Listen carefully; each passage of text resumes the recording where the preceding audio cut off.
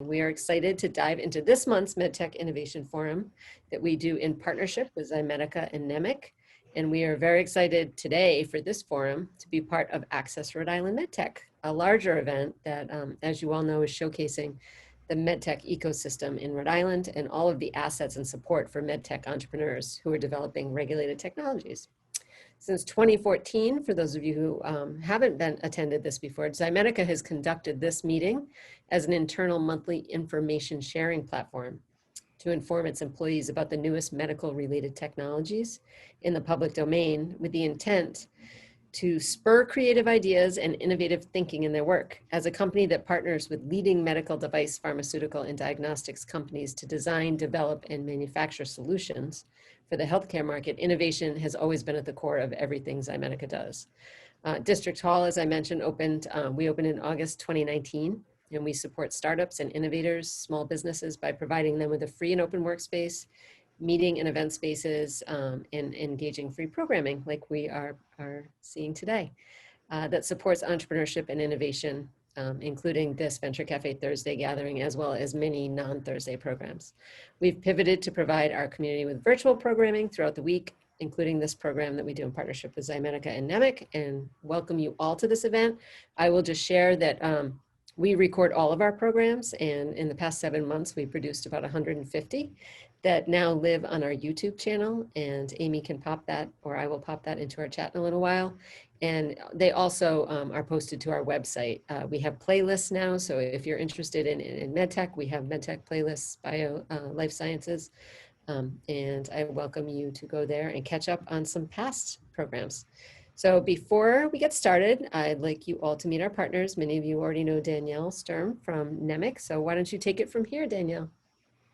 Thank you, Tuni. Hi, everyone. I'm Danielle Sturm, and if you've been on the Zoom call since this morning, you already met me, but if you're new and coming on for this event, I'm the Marketing Communications Manager at NEMIC, and we are a MedTech Venture Studio located in Providence, and we support MedTech startups from all over the world, develop their businesses in the US, prepare for fundraising, and really just bring their MedTech ideas forward for a successful commercialization in any which way that is needed.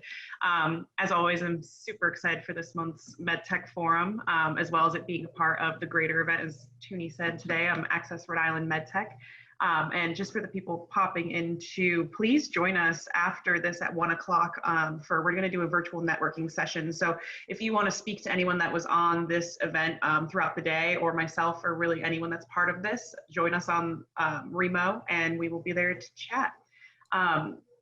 Before we get started as well, I just want to let everyone know that just like Tuni, we do have a bunch of different programs to support MedTech entrepreneurs, but in the past few months, we've launched a new membership and sponsorship program to be able to get more people involved in our ecosystem. So if you look at our website and don't think you specifically fit into a program with us, please feel free to send me a message. We definitely have some way to get involved with our community and be involved in it. So I'd love to turn it over to Mark Cole, who's the marketing or Senior VP of Sales and Marketing at Zymedica, to let us know a little bit about Zymedica, who also just held a workshop with us right before this, before we get started. Thanks, Danielle, and thanks, Judy. At the risk of just repeating everything that Judy said at the beginning, Zymedica, we partner with our clients to bring their ideas and concepts to life. We bring them all the way through from a concept to commercialization. We've been doing it for 30 years. And with that background in design and development, we have a very nimble process, but we're also with the rigor that the FDA requires to actually design and develop medical devices. The reason for the forum, I think, why do we do this? And I think Tuni alluded to it earlier. As a company that sort of partners to develop these products, we've really got to be very familiar with evolving technologies and gadgets and innovations that really recently come into the public domain. And so the monthly forums have proved to be an effective way of collectively sharing and discussing these developments. And they've got the potential to spark ideas on projects and other programs that we're working on. And it's a very collaborative environment at Zymedica. So the innovation that we sort of see can be passed through to our clients, in turn to the healthcare sector as a whole. So we hope that you enjoy these sessions as we do. It's fundamental to what we do. And without further ado, I am going to hand it on to the star of the show, to Jessica Peach, where if she's on, is Jessica on? I am here, yes, hello. Excellent, thanks Jess, I'm going to hand over to you. Thanks everybody for joining us. Right, great. I think you can all share my screen. I'm getting the feedback loop that I am sharing, so I'm just going to jump right in. For those who are new to this, we cover a wide range of different categories, particularly in the med tech field, that are listed here.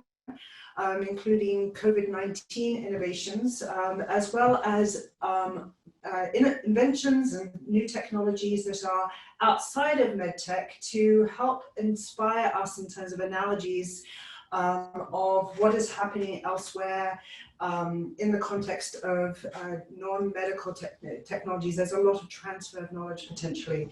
I also have a last category here called harm, which is always my favorite, because it borders on the absurd, like what quite were they thinking? There's always a few that gets populated in that category as well. So I'm going to jump right in terms of materials. So the role of biomaterials to support embedded implants in people has been a thing for a long time, many, many years. When we talk about replacing bone material, this is a particularly complex challenge technology-wise. And a Russian team, we don't actually see many Russian inventions in the tech forum over the years, but a Russian team from the National University of Science and Technology has generated an eggshell-derived bioceramic. And when you think about the premise of that, it's kind of a duh. It's like, why can't we use eggshell? It is a biocompatible material, obviously. And it has the ability to create a really useful cellular structure that bone material can then grow over. What they're doing is combining eggshells with a bioactive polymer ceramic. And it's non-toxic, of course, it's biodegradable and can stimulate bone tissue in the surrounding area, shown in this visual, to kind of replace a missing part of the skull. And then ultimately that material can create a fused bone as it grows, as the bone grows over the material. This material is also interesting to us, called Capru glue, from a Singapore academic team. This is made from a material called polycaprolacetone, which is a biodegradable polymer, and diazyrene, which is an organic molecule that forms strong bonds when it's activated by UV light. And they're thinking that this could be a very useful material for helping with wound repair and or healing an incision after a surgery. The material can transform from a liquid to a solid state as a result of low dose UV exposure for just a few seconds. And when it transforms to the solid state, it looks and feels a little bit like flexible rubber, but it's actually 3 to 7 times stronger than commercial bioadhesives that are currently available. The rubber also degrades over the next few weeks as the wound heals, so you don't have this challenge of how to remove that supportive layer once you've got a decent wound bed that is healing. When you end up peeling back something that needs to be removed, you end up creating a new wound as a result. And so this is a really interesting ability for a bioadhesive to support wound healing. This next material is really extremely interesting for those who are looking at electric vehicles in particular, but also other devices that rely on batteries, thinking about implants. Ideally we wouldn't have to change out the battery for a very long time. This battery is called the Nanodiamond battery by a California company startup called NDB. It's a self-charging, it's got a patent pending, and it has the ability to deliver high power for decades without needing a charge. And this startup believes that they can form this battery into different types of shapes and different applications depending on what is needed. Now, the scary thing is that it is using recycled nuclear waste that is reformed into a radioactive diamond structure and then coated with lab diamonds to essentially basically contain that radioactive element. And those lab diamonds are essentially a layer that enables tamper-proof and safety as a result. And the technology is based on something called beta decay and alpha decay of radioisotopes. They believe that they can mass produce this equivalent of a lithium-ion battery at a very large scale for $2,000 less than what it costs to make a Tesla battery at a cost of goods basis. And if it was going to replace a Tesla battery, it might never need to be charged. So this is really potentially a big game changer for how we think about powering electronics. And in particular for the medical application for implants in the body. Right, the next material, thinking also about electrical elements of materials. This is an electrolyte gating, non-magnetic materials kind of processing coming out of the University of Minnesota. So there are various different materials that we know already have innate magnetism, like iron or cobalt or nickel. How that works just in terms of basic electrical principles is that the atoms all spin in the same direction. But in non-magnetic materials, the electrons are paired so that the opposite spin cancels out the magnetic field.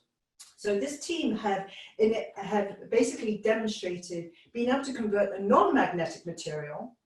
In this case, they use something called iron sulfide, also known as fool's gold, into a magnetic form by a process called electrolyte gating. They are literally using Gatorade that we drink to create an electrolyte solution. And when 1 volt of electricity is applied to this electrolyte solution that this fool's gold is placed into, it creates a change in the molecules, so they move to the material and create a magnetic force. And interestingly, when the voltage is turned off to the electrolyte solution, so does the magnetism, which could be now we have an ability to create a switch on and off for non-magnetic materials. Not quite sure what they're going to do with this technology or this invention next, but interesting to watch. We have featured many skin patches over the course of the 6 or 7 years that we've now been doing this. The artificial Somato sensors by this Australian team is a artificial skin material that can sense pain, and it can sense temperature and pressure, and then respond by sending an electrical signal neurally back to the brain. The tech essentially is able to react instantly to that stimuli and communicate when it's reached a designated pain threshold. So through the use of the stretchable electronics, as we can see in the visuals here, that combine oxide materials with silicone and a temperature sensitive coating, as well as memory cells that are able to process and send the data. This is a really interesting application and could have really big effects for prosthetics, as well as people with neuropathy and are no longer able to feel sensation in the tips of their fingers or in their toes potentially. Another skin electronic-based technology from the University of Houston, they have developed an ability to draw electronics directly onto the surface of the skin. They're using a sensor system that is able to measure skin hydration as well as electrophysical signals and a body temperature with no impact based on how much the user moves. They're using 3 different inks to create a conductive pathway, as well as semiconductors and dielectrics, just from how the printing process. And they, just like we saw in a previous technology, they think that this tech could be very useful for expediting wound healing by creating an electrical source to the wound that could help improve the wound healing faster. Also relating to kind of skin and or touch sensitivity. This was actually inspired by, for those Star Wars geeks, that moment when Luke Skywalker in one of the first Star Wars movies loses his arm, and he then later receives a robotic prosthetic that's able to experience touch sensation. That inspiration led to this technology called the asynchronous coded electronic skin, which is made up of 100 small sensors, and in just a very small 0.16 square inch size of space is able to detect touch, detect a type of texture. And it's able to process that information, that texture information, faster than the human nervous system can. It has the ability to recognize and distinguish between up to 30 different textures, as well as read Braille with a 90% accuracy. And they've demonstrated the efficacy of this by using different types of balls, a squishy stress ball and a solid plastic ball, and the system being able to detect whether it's a hard or a soft or squishy surface. More to come there, I suspect.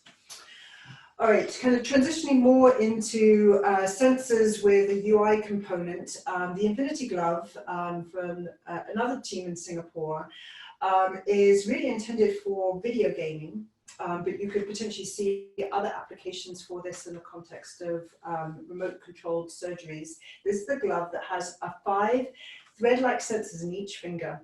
And in each sensor, there's this hollow fiber that's then filled with a conductive liquid material.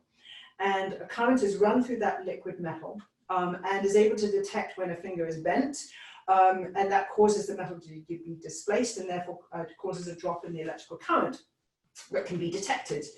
Through the work that this team have done, they've been able to measure 11 or detect 11 different types of gestures of the hand, and then align that to a traditional video game controller or potentially even physical rehab exercises to confirm that the user is doing the steps correctly. There's a startup that's going to spin out of National University of Singapore to commercialize this technology in as many ways as they can. One of our folks in our innovation group, Janet Toyanova, I hope I pronounced that right, Janet. These are called night buds. So we're all very familiar with earbuds in our ears, but when it comes to actually sleeping, they don't work out so well. They often fall out, they're uncomfortable. Well, this company called Cocoon Technology has developed an earbud specifically designed for sleeping, and specifically designed to encourage good sleeping behavior.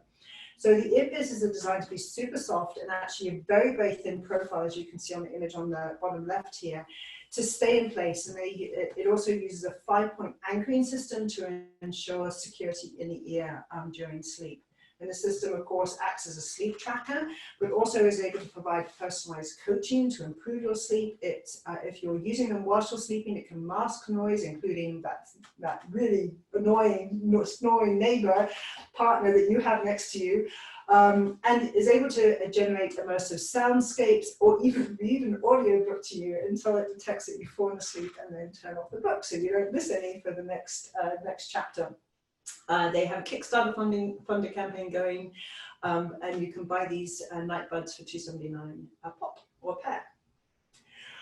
All right, moving into robotics. This first robotic system called the Mastor from France is a product that I think, or a system that is really understood very well the open opportunities that are left in the robotic space currently based on Da Vinci, as well as some of the other competitors that are coming to market. By designing this modular, super space efficient assistant platform that uses 2 robotic arms and integrates with existing lab equipment. That piece is particularly key because many of the existing surgical systems out there require their own unique tools to drop into their surgical robot. And this company has targeted community hospitals and ambulatory surgery centers who have typically been hesitant to invest in those very expensive robotic systems. They've designed, Mastor has designed their system to address common complaints around those existing systems, including the expense, the size, the consumables, even the training period of time that's needed. And they've gotten a good chunk of funding to transition from an academic setting to building up a staff base and moving into more clinical validation work with that funding that they've received. Okay, from the things that are big in a room to the things that can actually be in our body as robotics, inspired by origami, as you can see, obviously evident in these visuals. This Microbot has the ability to form into different shapes through the application of heat to take on different tasks. And it's made with layers of gold and polymer that can act as onboard actuators. And the very, very small robot is tethered to a power source and a microcontroller. The electrical current can be tuned to control the temperature to be hotter or cooler, and therefore affect the folding or unfolding or adaptation or transformation of the shape of this robot. And the team expects that this could be used as one application to purify water, as well as deliver drugs to unclogged arteries in the body. Also staying in the realm of small and robotics, the Mini RCM is a partnership between Sony and Harvard. This is about a tennis ball sized surgical assistant that can be used to perform very precise surgical tasks. So if you hold ourselves up to the very precise of the robotics, this takes it down to a nano level. The technique is that they're using is bonding layers of material so that they can transform from flat, again origami inspired, to complex structures that have an ability to move in multiple different ways. And there is a remote center motion manipulator, which is what the RCM stands for, the RC, remote center motion, making the device easy to install as well as remove. It's connected to a haptic controller. And they've been able to demonstrate a mock retinal vein cannulation on synthetic metals that are just about twice the thickness of a human hair. So that's where precision really matters. In this mock cannulation, the device was able to actually puncture one of the vessels consistently without causing damage to the surrounding area, which of course in eye surgery would be really very important. Small is big, if you will. Staying in the small space, but now moving to a different part of the anatomy, the Endo is a tech coming out of University of Colorado Boulder and is intended to improve colonoscopies. It doesn't look that small from this very focused in picture, but this is a robotic tank that is able to transverse with the use of treads, image and also biopsy the colon and the GI tract. It's about the size of a C battery, which they're going to try and make it smaller. take a deep breath. With 4 sets of treads, the robot's able to move along the slippery and rugged 3D surface of the colon seen on this picture on the upper right-hand side.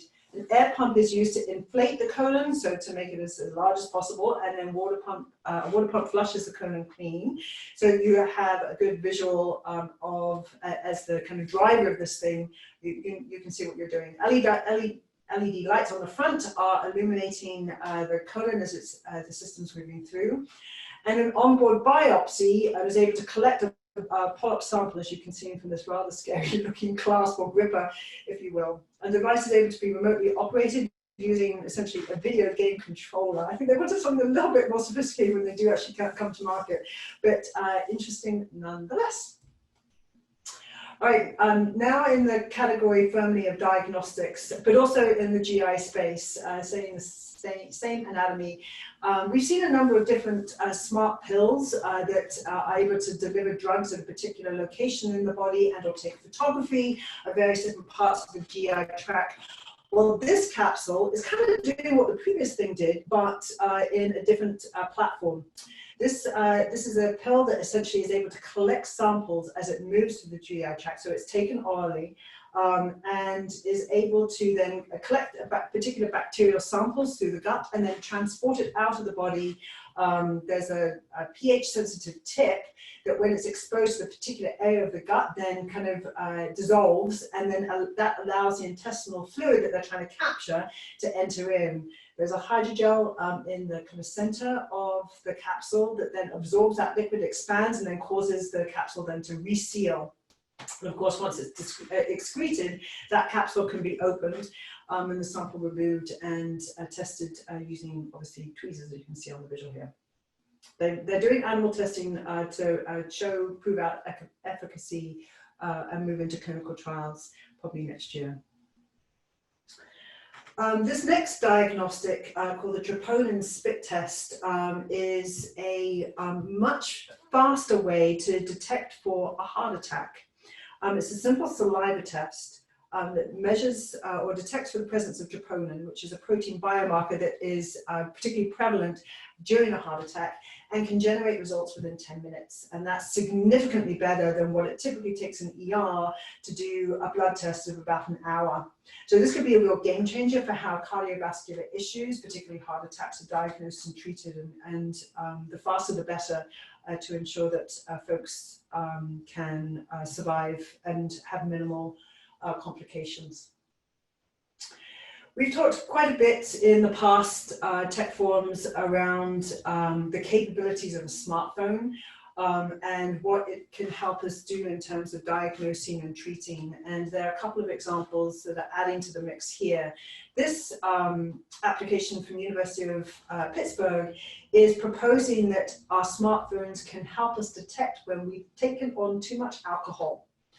So it can be a proactive real-time tool to complement a breathalyzer. They're not saying that they're equivalent in terms of accuracy, but by using the internal accelerometer, which is in our smartphones, that's able to detect our walking movements, as well as the motion sensors already embedded in these very sophisticated computers to monitor our gait, we can be able to, it can essentially detect how intoxicated you are with up to a 90% accuracy based on the study that they did with 22 very lucky adults who had basically paid to drink and then prove out intoxication.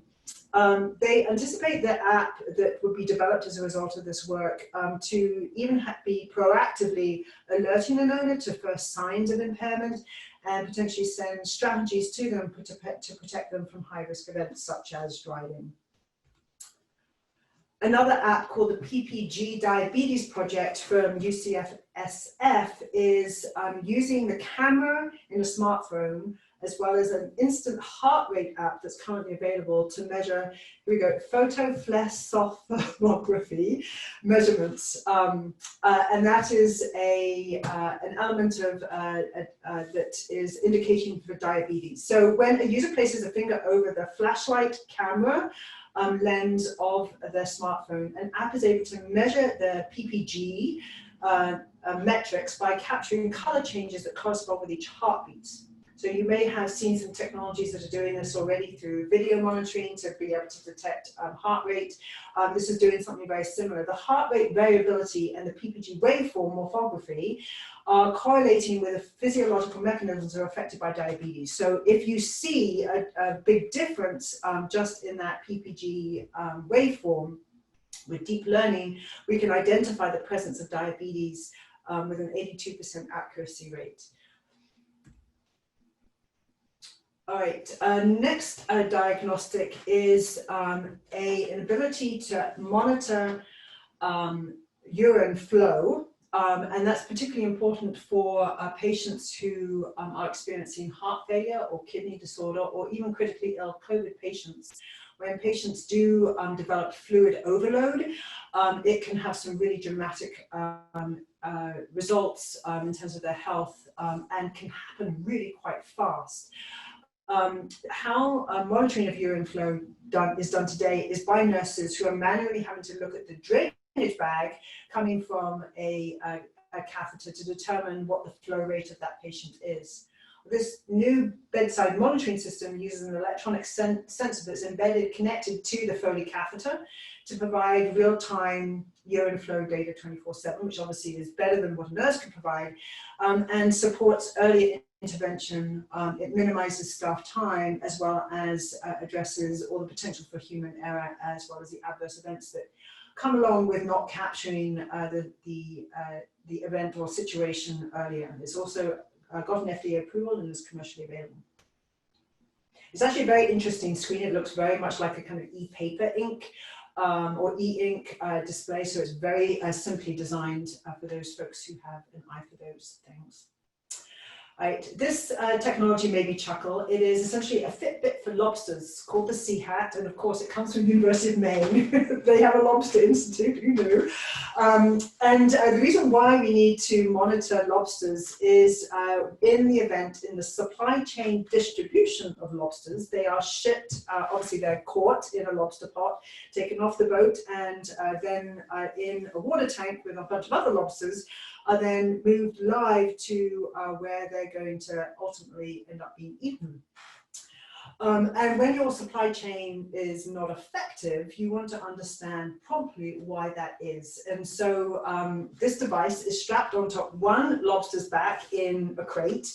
And as soon as that creature is removed and it's placed as soon as that lobster comes out of the trap from the sea, and as it's moved through the supply chain to wherever it is ending up going ultimately onto a plate. But the seahat is continually monitoring and logging movement as well as the heart rate of the lobster.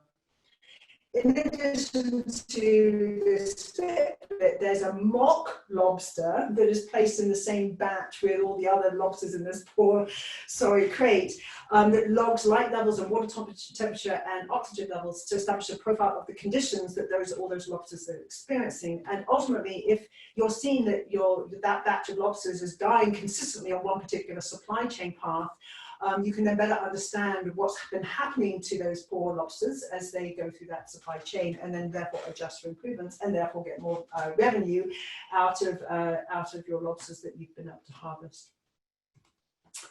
Fitbit for lobsters. Okay, the next product is kind of a combination diagnostic and therapy by Philips called Tempus ALS, and this is actually a holistic system of an informatics suite. So EMS crew, as they are in a helicopter or an ambulance, are increasingly expected to share important data as quickly as possible from their various different equipment that they have to the clinical team that's going to receive this patient.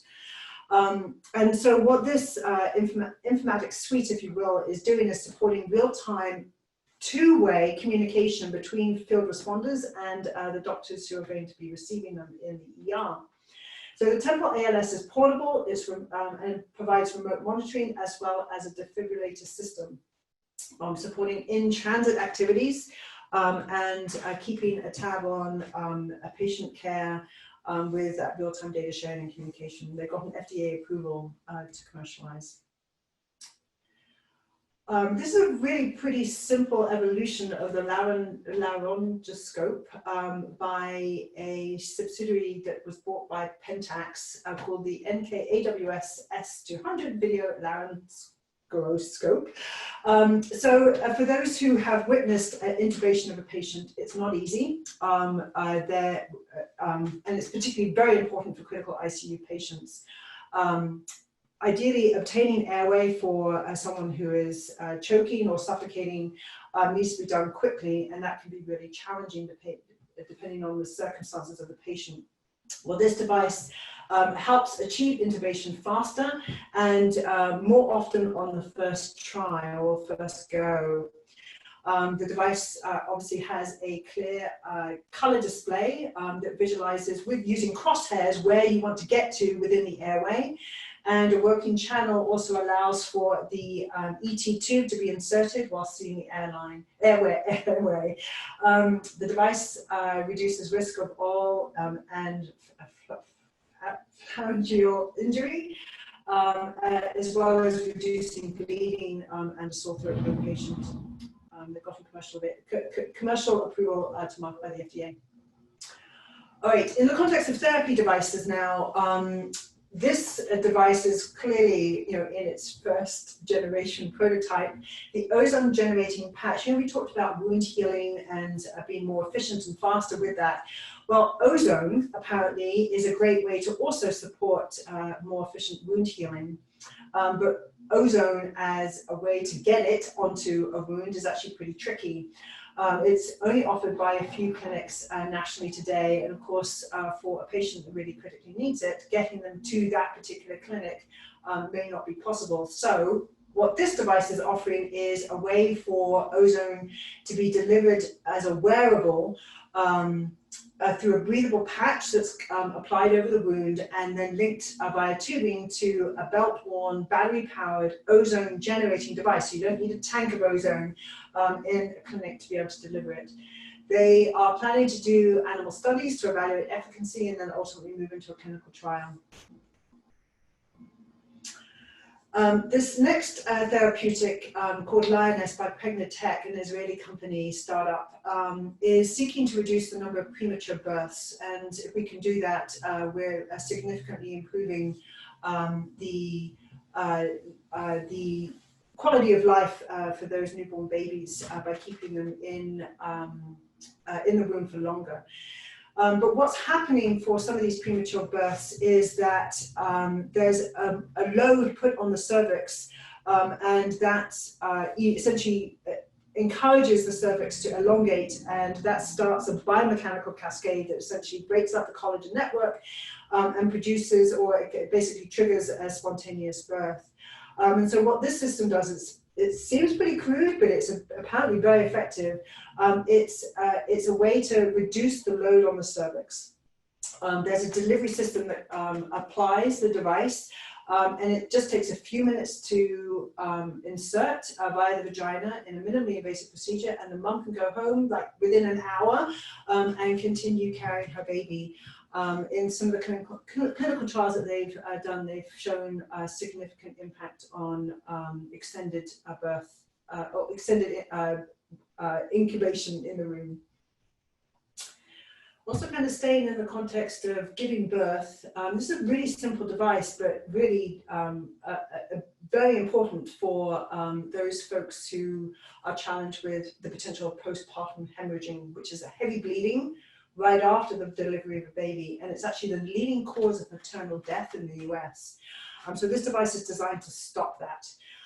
Current technologies or current therapies that are in place to try and minimize that heavy bleeding is either through medications, but they take too long to kick in, or an inflatable balloon that's inserted that's intended to either slow or stop the bleeding. But of course, for a mother who is has, for example, hypertension, that may be even more of a challenge. So this jada system is really just a thin tube with a silicone tip that applies gentle suction to rapidly stop bleeding within a matter of minutes, not hours. And they're seeking FDA approval to get to market. All right, babies who are born to mothers who have gotten addicted to opioids have tremendous problems. And one of the ways that NICU clinical teams try to help support that baby in their first few weeks of life is prescribing morphine. And that can be for 2 to 4 weeks. It's a terribly sad situation. Well, this device is seeking to help shorten the weaning time to 10 days or less by essentially using neurostimulation. There is a cranial nerve branch that is on or near the ear, and by stimulating that nerve branch using transcutaneous auricular neurostimulation, or TAN, or TAN for short, they have shown that this therapy motivates the brain to release its own endorphins, which are the same ones that bind to opioid receptors, so that the brain becomes less dependent on that opioid, and that helps these newborn babies to recover much quickly and come off of their addiction. This drug delivery device, and we've got multiple categories up at the top there, but this drug delivery device is essentially able to monitor electroactively via a smartwatch or a wrist wearable using electrochemical analysis to track the levels of drug in the body through analysis of sweat. So this is a system they think could help enable us to arrive at customized, correct drug and dose-specific prescriptions for patients to maximize therapy and also reduce the side effects of an unnecessarily high dose.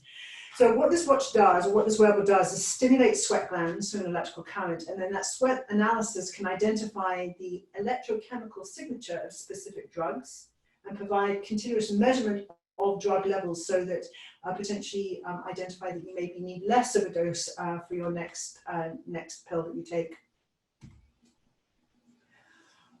This is a robot, but also in the context of drug delivery, is a microscopic laser-controlled robot developed by an academic team at Cornell. These robots are super small in terms of thickness, width, as well as length. And the body of this robot is a silicon photovoltaic circuit that powers legs that are made of electrochemical actuators. When a laser is flashed onto those photovoltaics, it sends an electric charge to the material, causing it to bend.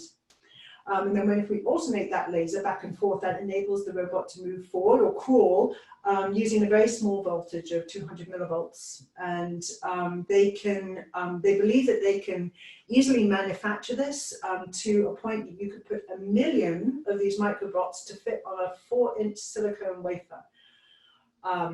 With that, they believe that these microbots could be helped to deploy into the human body to deliver drugs to a particular tissue, or just like we saw that previous origami folding microbot to clear cholesterol from arteries, or even patch up an internal injury. Pretty mind-blowing. Facebook in the context of medical devices. There is a subsidiary or kind of skunk works at Facebook called the Reality Labs Research Group, and they are developing a range of technologies that enhance hearing ability and increase audio concentration focus. And of course, this is useful for those who have a hearing disability. But they also anticipate this could be very useful for improving audible or audio conversation. For example, imagine yourself in a very crowded or busy room, and the person who you're speaking to on your smartphone is not able to really understand your speech because it's in this massive noise. Well, what this hardware is going to enable the individual to do is really zone in and create this kind of cone of silence based on what they call a supercharged call clarity. So they claim that if you even had a rock concert, you could call home and be easily able to be understood by your kids at home who you're checking up on. The hardware, or this kind of platform that they're developing, also includes some augmented reality glasses that include microphones that enable the glasses to track who or what the user is actually focusing on, and then focus onto that particular area in space. And turn down any of the background noises. So you can see on the image here, this is the guy wearing the glasses, and he's tuning out the very loud TV in the background whilst talking to the gentleman on the other side of the table. Also in the context of disability, eSite for digital eyewear from this Canadian firm is electronic glasses that are designed to help people with vision loss as a result of various different diseases. And the device has 2 screens that display images captured and processed from forward-facing cameras that are built into the glasses. The images are displayed for the user, and that user can then zoom in on, or provide a level of contrast to enable better visibility using touch controls or even an app that's paired to it. The system is also compatible for those who wear regular glasses, and the battery sits on the back of the device, so it's essentially kind of weighted in a comfortable way. And as I said, the paired app can act as a set of controls, as well as say photographs and video from the system. It's pretty expensive for $5,950, but commercially available. All right, in the context of digital health, biomine, or our kind of our gut microorganisms, are an area that is relatively unresearched. Ohio State University is seeking to build up a database of the microorganisms that live in our digestive system, and essentially more accurately and more thoroughly identify what our microbiome is made up of. So we know that there are both bacteria, parasites, fungi, and viruses in our microbiome. And it's the viruses, in fact, that have been mapped or understood less. And so because there aren't these kind of universal genomic markers, there's an estimate that up to 90% of the viral genomic sequences in our microbiome have yet to be mapped and identified. They started with a database of 2,000 people from across 16 countries, and as a result of cataloged for the first time 33,242 unique new viral populations. And of course, this is all interesting because we know what bad viruses can do for us, so now we're all living in this kind of COVID universe.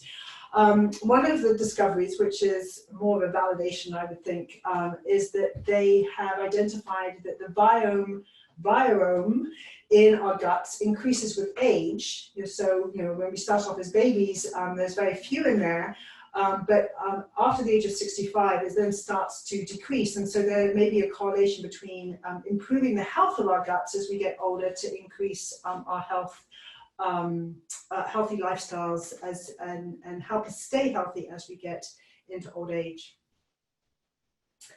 All right, in the COVID-19 context category, there's a couple of new face masks that have been brought to the market or are being proposed for funding through Kickstarter. The first one's called Jada Mask by a video game designer. There's a voice-activated mask that has LEDs on its outer surface that move like a mouth in real time with speech. It's able to recognize, it's able to smile and display emojis like a heart shape on demand. So the mask is able to incredibly actually recognize spoken word and move a virtual mouth in real time with what's being said. It's not intended to be a direct correlation, but to help with improving understanding. There are 3 different versions of this mask, one that comes with batteries, one that's rechargeable, and there are different LED grid sizes of kind of higher fidelity, if you will, in terms of communication. And it's pretty cheap on Kickstarter if you can wait for next May to receive one of these, from $29 to just under $70. All right, the next mask is a completely different form factor, and coming from LG Electronics, is actually an air purifier. So it has a battery-powered design that includes HEPA filters, fans, as well as is contained within a UV LED sterilizing case. It straps to the face, as you can see on the image on the left-hand side, and has a battery to run active air filtration and purification for up to 8 hours on the low mode. There's a high mode that depletes the battery charge much faster.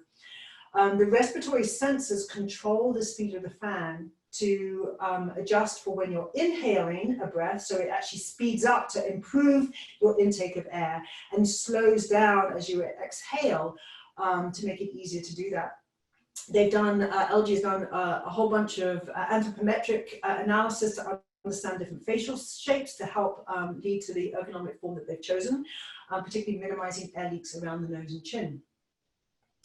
Available in select markets, I presume around Asia, which is where, obviously where they're based, for a Q4 commercial launch.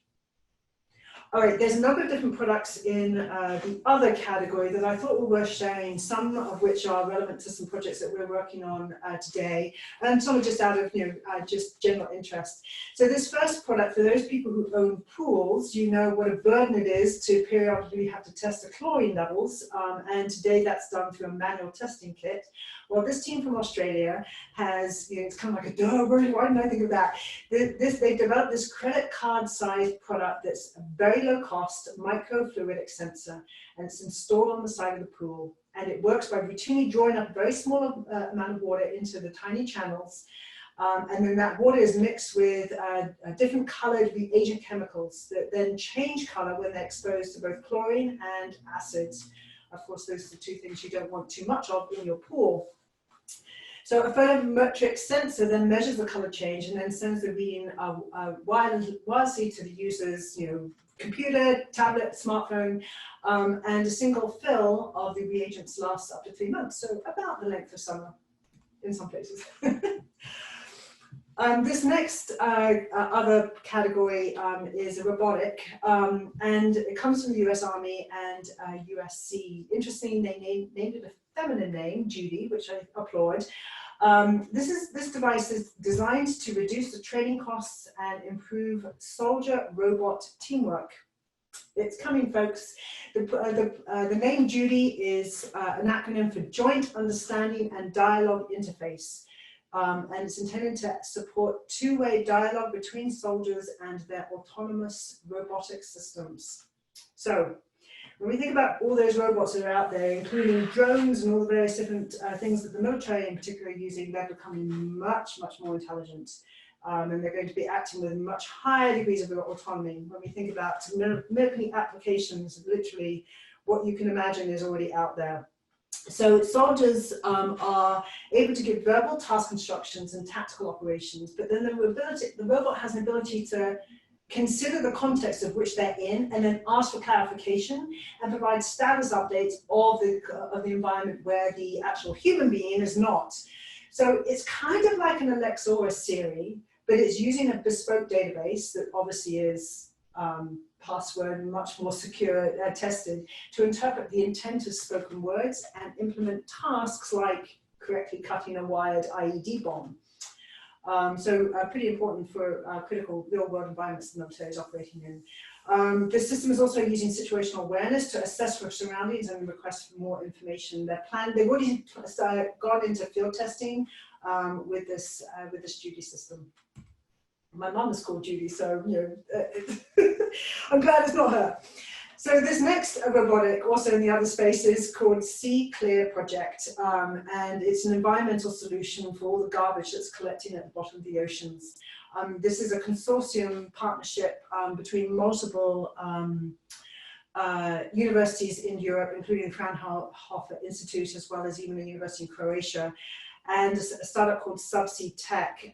This is a system that works with 4 vehicles. One is an aerial drone, and then there are 2 what are called underwater remote operated vehicles, ROVs, as well as a unmanned surface vessel, as you can see on the visual there, that acts as kind of the mothership and supplies the power to the ROVs under the water. Garbage under the sea apparently accumulates mostly where rivers are merging with oceans, and where all that stuff that we dumped into the rivers then comes out. And so the focus of the piloting the system has been on coastal areas, in particular Hamburg, the port of Hamburg, and the Croatian coastline, because those are 2 very different types of environments. So how the system works is that the drone and the RVs are able to spot trash from a distance and then engage one of the 2 RVs to move along the seabed to collect the trash with both gripper and suction capabilities, and then carry that trash back to the surface vessel and empty it into a central bin where presumably it's taken to land and something else is done with it, burned or what have you. What's really important, of course, is the system can differentiate between garbage and marine animals and coral to be effective in its application. This is a very different type of robot, and I didn't know it was a problem, and if I thought about it, I would say, yeah, it's a problem.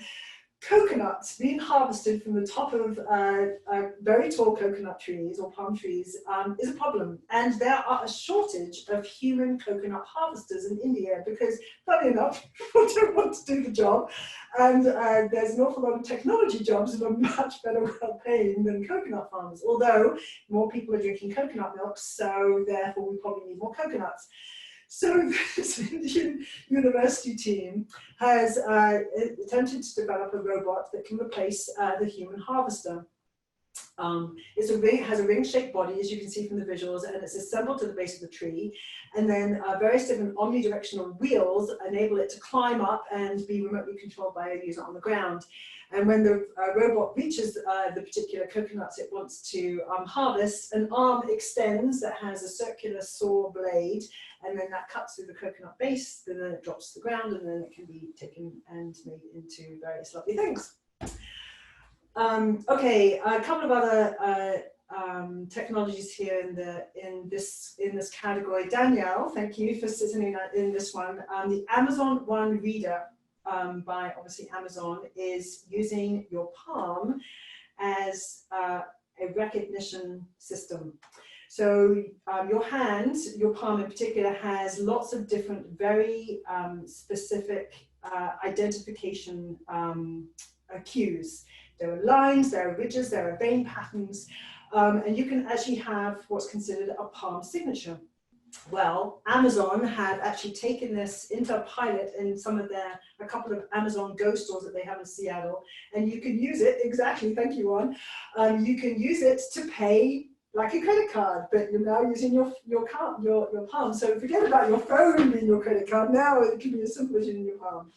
And of course, the palm has some interesting privacy benefits over other biometrics, such as facial recognition, because obviously you can't tell who someone is just from their palm. There's some kind of blindedness to that. And also, holding out your palm is a very intentional gesture, as opposed to showing your face. In some situations, it might be very difficult to not show your face, but you can make the decision to show your palm or not. It's a very interesting technology that could have some pretty significant impact on retail in particular. I'm always fascinated by new types of UI, and in the context of augmented reality, there's an awful lot of advancements that have been made, particularly in the gaming space. But this product, called the Ghost Paster by a company of the same name, is helping support folks who want to have an avatar to run against, essentially, and improve their running workouts. And I know there's some runners in our audience here who might benefit from this. So there's a headset that can be worn, and you can wear it outside whilst you're running, and it projects an avatar onto the path ahead of you that can set a pace based on how you want to customize it. You can enable your performance to be able to overtake that avatar, which I can imagine would be incredibly satisfying, or be left in the dust by it if you really just are not up for that workout today. The headset is light and agile enough to be worn while running, and looks basically like a pair of bulky sunglasses. And if you are on Kickstarter, you may want to opt into this. If you do, for $199, you'll get your Ghost Paster glasses for next July. Okay, a few in the hard category, and I know we're coming close to time. The Sonic Sensory EP01 sneakers.